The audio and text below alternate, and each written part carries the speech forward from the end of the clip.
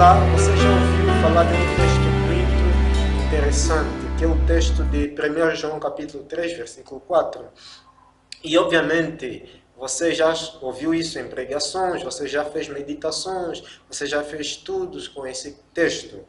O texto de João, 1 João capítulo 3, versículo 4, diz o seguinte: todo aquele que pratica o pecado também transgride a lei, porque o pecado é a transgressão da lei. Na verdade, esse texto é muito conhecido por muita gente. E em outras versões, diz: aquele que comete iniquidade também comete transgressão, porque a iniquidade é a transgressão, ou seja, porque o pecado é a transgressão da lei. Esse texto, ele, como você já sabe, o Novo Testamento original havia sido escrito em língua grega. E no original grego, esse texto é traduzido da seguinte forma: Pas hopoion ten amartia, kai ten anomia poiei, kai e amartia estin e anomia.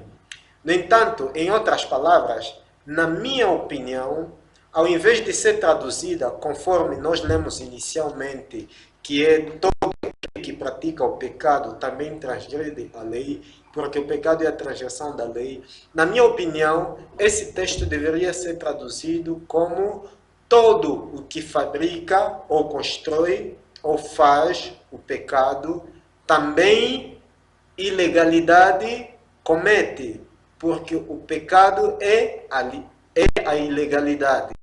Ou seja, na verdade, o mais essencial aqui é sabermos que nós vivemos num mundo de pecados e o mundo que nós vivemos não é perfeito.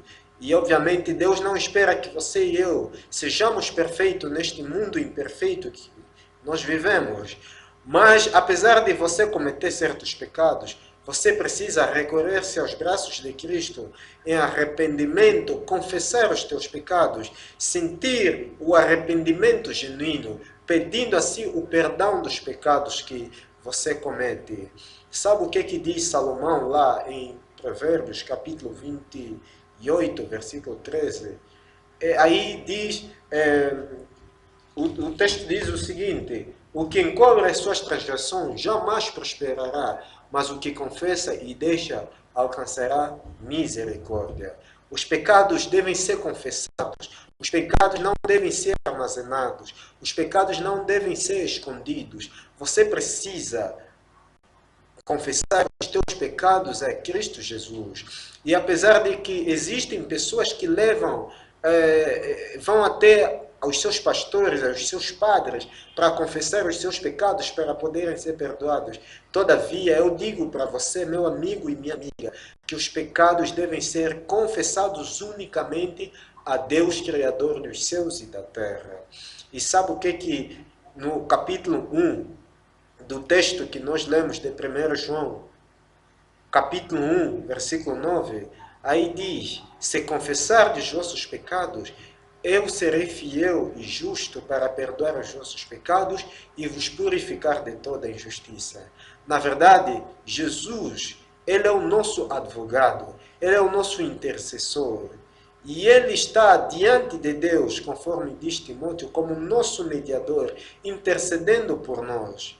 E é claro, mesmo o capítulo 2 de 1 João, versículo 1, diz: meus filhinhos, estas coisas vos escrevo para que não pequeis. E se algum de vós pecar, temos um advogado para com o Pai, que é Jesus Cristo, o justo. Os pecados não devem continuar em secretos. Os pecados não devem ser ocultos. Você e eu precisamos sentir um arrependimento genuíno, não voltando a cometer, mas andando a cada dia no processo da santificação, procurando buscar a Deus para melhorar o nosso caráter, de forma que a cada dia você seja melhor do que o dia anterior. E outra coisa, procurar sempre entregar-se a Deus de forma completa.